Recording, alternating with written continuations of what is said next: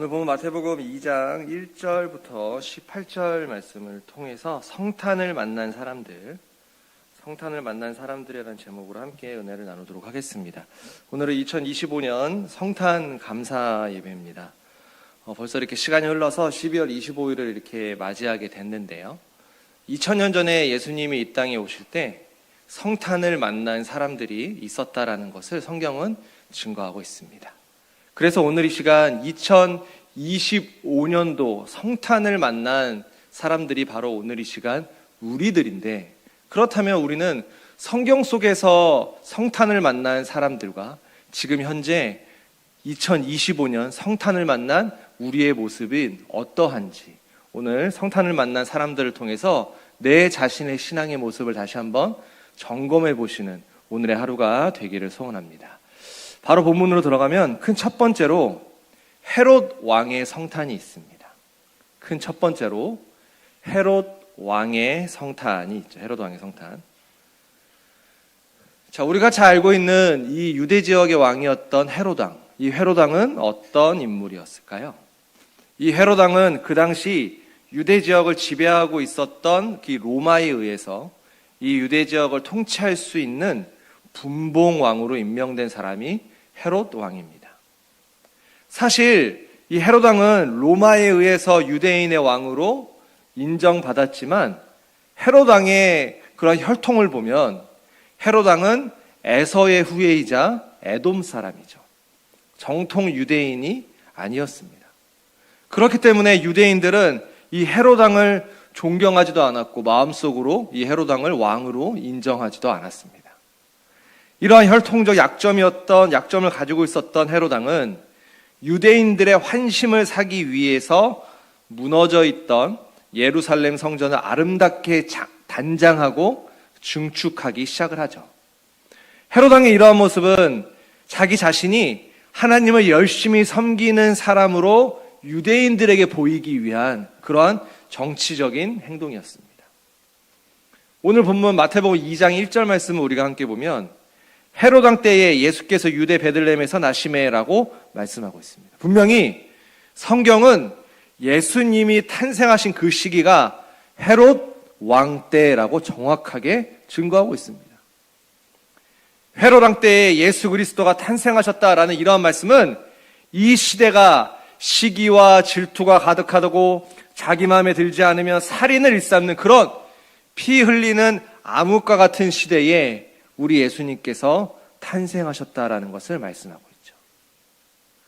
마태복음 2장 1절과 2절 말씀을 우리가 함께 보면 동방으로부터 박사들이 예루살렘에 이르러 말하되 유대인의 왕으로 나시니가 어디 계시뇨라고 증거합니다. 유대인의 왕으로 나시니가 어디 계시뇨. 헤롯 왕이 통치하던 그 시기에 헤롯 왕에게 동방 박사들이 찾아오게 됩니다. 그리고 그들은 헤롯 왕에게 유대인의 왕으로 나시니가 어디 계시뇨라고 물어보게 되죠. 이러한 동방 박사의 물음에 마태복음 2장 3절 말씀을 보면 헤롯 왕과 온 예루살렘이 듣고 소동한지라라고 말씀합니다. 소동한지라. 여기 소동한지라 헬라어로 타라소라는 단어를 사용하는데 동요시키다 그리고 고민하게 되다라는 뜻을 갖습니다. 동요시키다, 고민되게 하다라는 뜻을 갖죠. 예수 그리스도의 탄생 소식을 들은 헤롯 왕. 이 헤롯 왕은 마음이 동요되고 마음이 고민되게 되었습니다.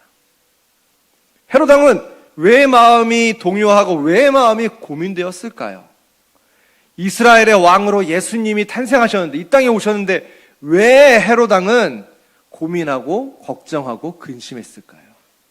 그것은 헤롯 왕이 예수님께서 자신의 통치권에 대한 심각한 위협으로 헤롯 왕은 생각했기 때문이죠.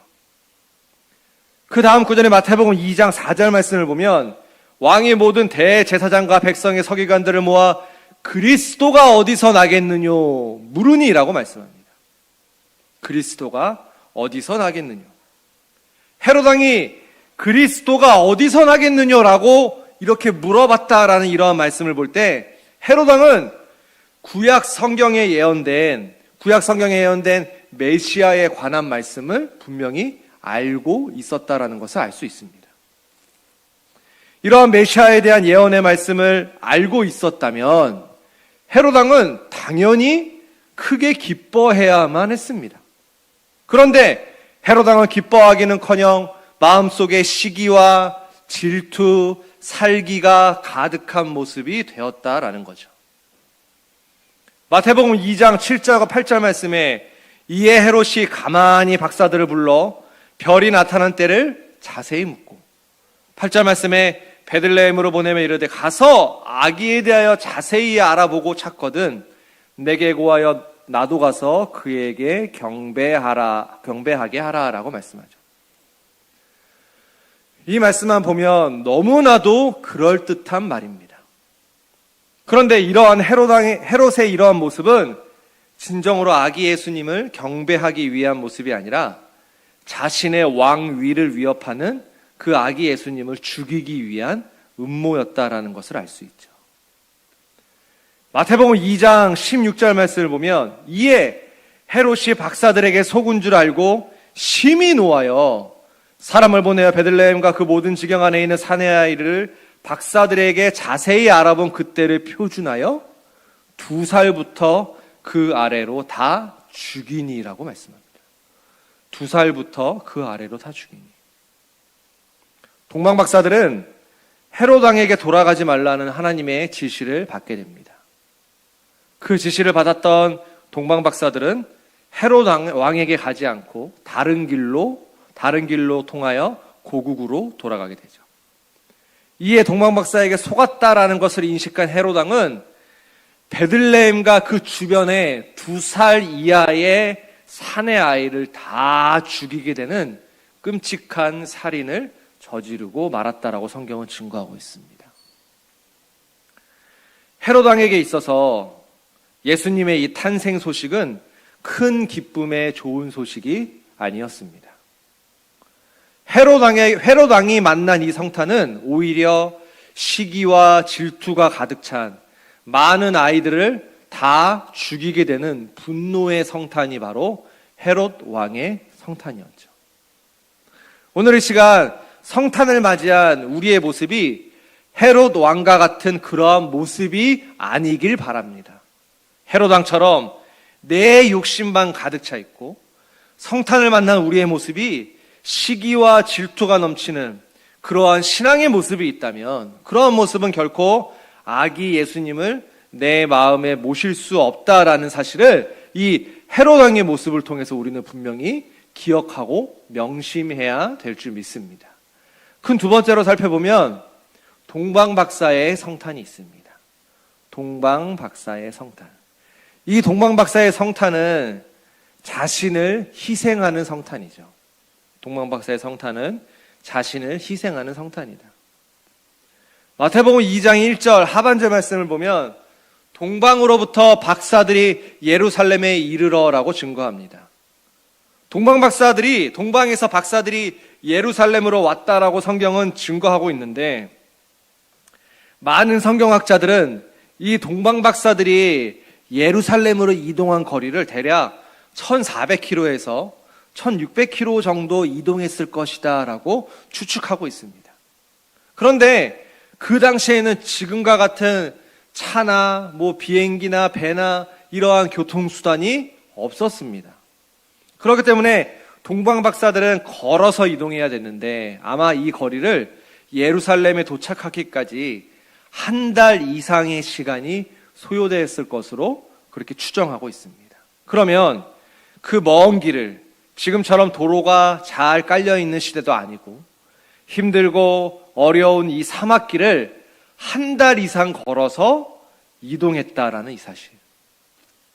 단순하게 동방박사들이 별을 보고 와서 아기 예수님께 경배했구나라고 우리는 그렇게 성경을 문자적으로만 보지만 단순하게 그렇게 생각할 수 있지만 동방박사들이 아기 예수님을 만나기 위한 그 과정을 우리가 세심하게 살펴본다면 이 동방박사들의 믿음이 얼마나 위대하고 대단한지를 우리가 짐작해 볼 수 있습니다. 또한 동방박사들은 그 먼 거리를 빈손으로 온 게 아닙니다. 마태복음 2장 11절 말씀을 보면 황금과 유향과 모략을 예물로 드리니라 라고 말씀하죠. 동방박사들은 그 먼 거리로 황금과 유황과 모략을 가지고 이동했습니다.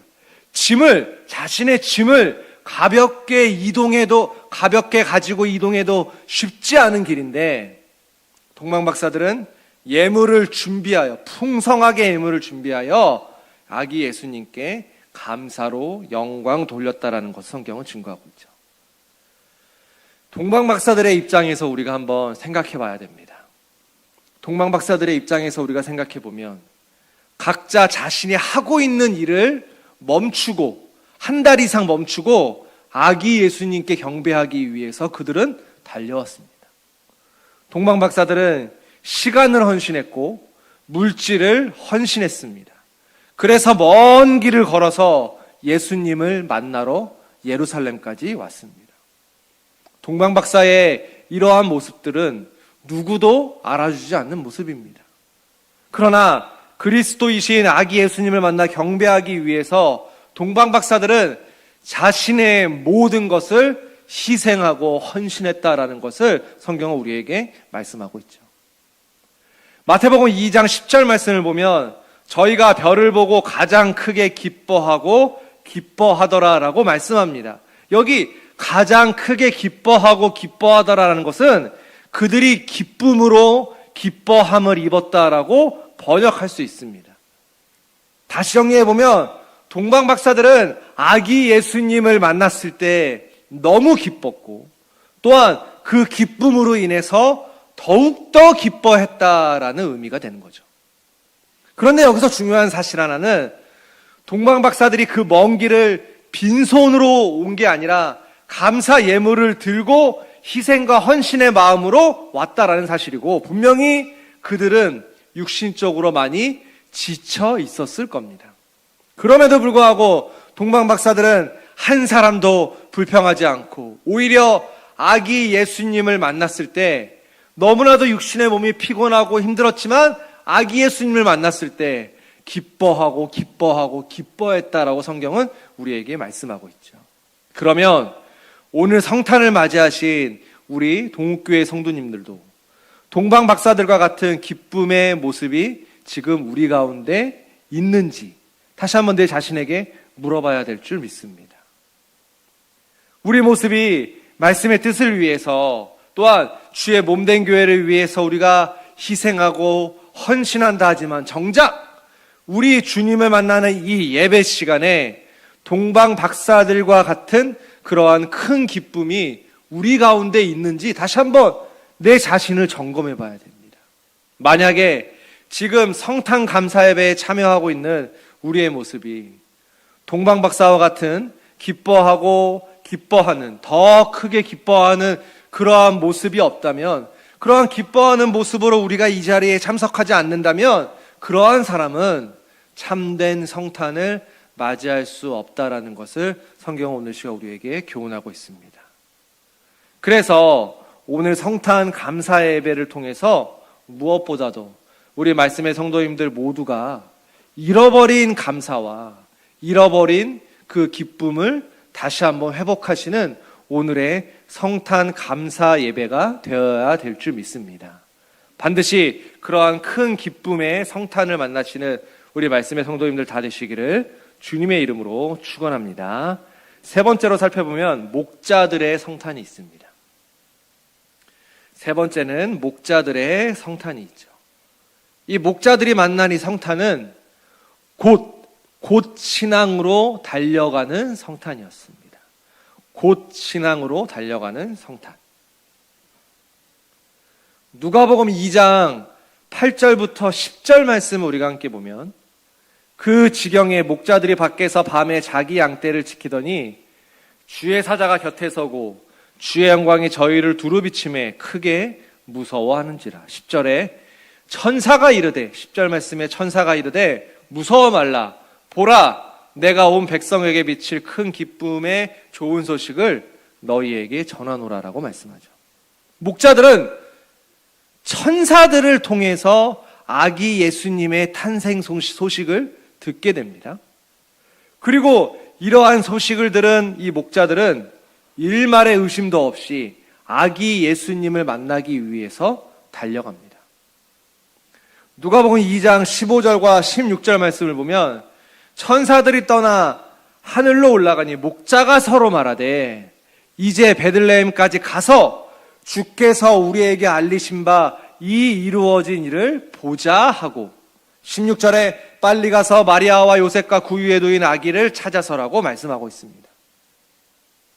목자들은 천사들의 이러한 예언의 말씀을 듣고 목자들은 어떤 한 사람만 말한 것이 아니라 서로 같은 생각을 가지고 서로 같은 모습으로 아기 예수님을 만나러 그들은 움직였습니다.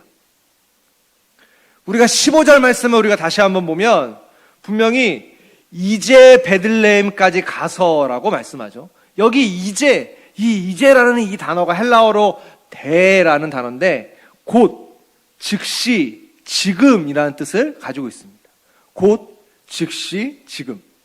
자, 목자들은 천사들을 통해서 아기 예수님의 탄생 소식을 들은 즉시 그 소식을 들은 곧 바로 그 순간 아기 예수님께서 탄생하신 베들레헴으로 달려갔다라는 것을 우리에게 말씀하고 있죠. 그리고 16절을 통해서도 분명히 성경은 빨리 가서라고 증거합니다. 빨리 가서. 이러한 말씀으로 볼 때 목자들은 진정으로 갈망하는 마음으로 매우 서둘러서 베들레헴으로 달려갔다라는 것을 증거하고 있습니다. 다시 누가복음 2장 15절 말씀을 보면 말하되 가서라는 이 단어들이 있는데 이 말하되 이 가서라는 이 단어의 헬라어 동사를 보면 능동태를 사용합니다. 그렇기 때문에 목자들의 이러한 모습, 빨리 달려가는 이러한 모습, 자기들이 함께 이러한 말들을 하는 이 모든 것이 누군가 시켜서 한 게 아니라 그들은 능동적이고 자발적인 모습으로 예수님을 만나러 갔다라는 것을 증거하고 있습니다. 그렇다면 지금 우리도 오늘 이 본문의 목자들처럼 이러한 마음으로 우리가 성탄을 맞이해야만 합니다.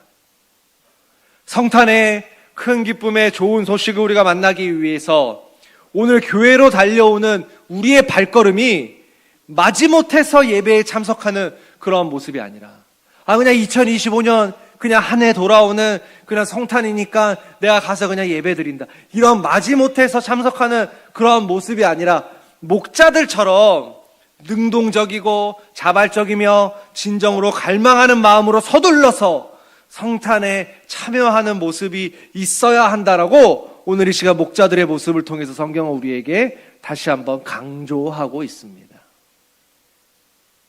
오늘 이 시간 우리의 말씀의 성도님들만큼은 예배 시간에 간신히 맞춰서 나오는 그러한 모습이 아닌 줄 믿습니다.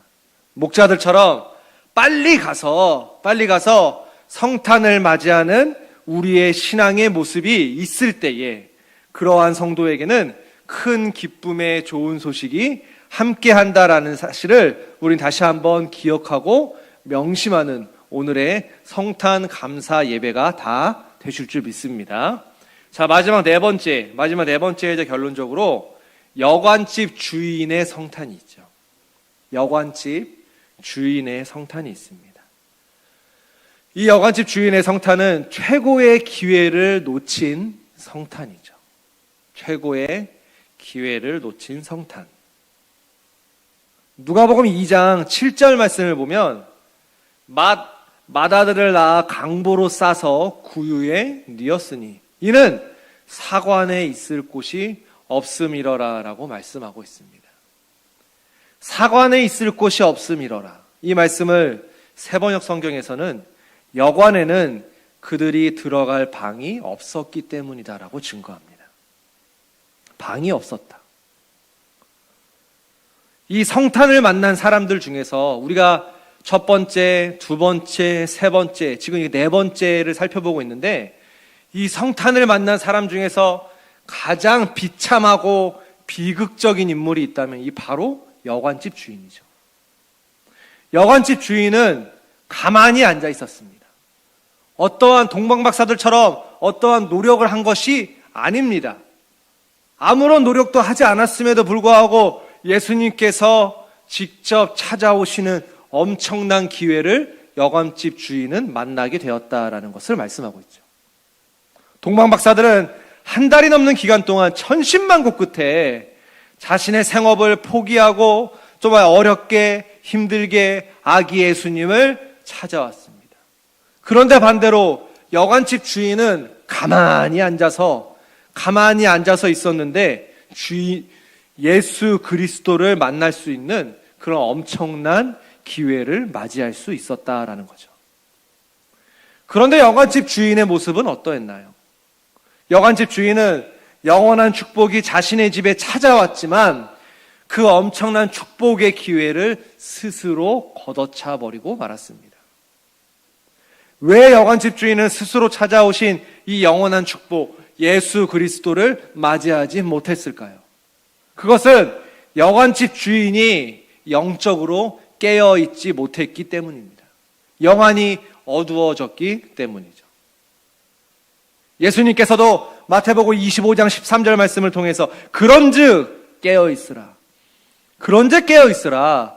너희는 그날과 그 시를 알지 못하느니라 라고 말씀합니다. 예수님께서 우리가 마지막 때를 알지 못하기 때문에 그렇기 때문에 너희가 항상 깨어 있어야 한다. 그렇게 깨어 있는 사람만이 마지막 때에 신랑을 맞이할 수 있다라고 말씀하고 있습니다. 그런데 오늘의 이 여관집 주인은 결과적으로 깨어 있지 못한 사람이었습니다. 깨어 있지 못하고 영안의 눈이 어두워진 사람이죠. 여관집 주인은 요셉과 마리아의 그 허름한 인간적인 모습에 주목했습니다. 요셉과 마리아가 가난하고 보잘것없는 그런 모습이었기 때문에 여관집 주인은 그 요셉과 마리아를 받아들일 생각을 하지 않았다라는 거죠.